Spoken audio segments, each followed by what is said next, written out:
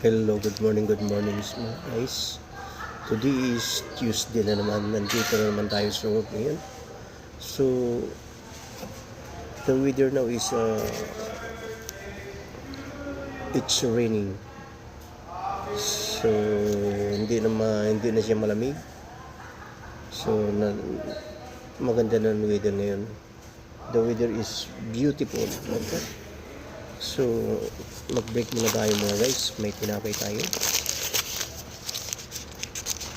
At saka may kopi tayo mga guys. Ayan. Okay.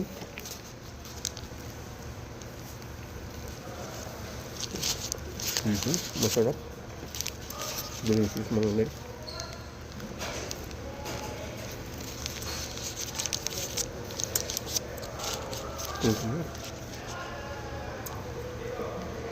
Kunti tayo.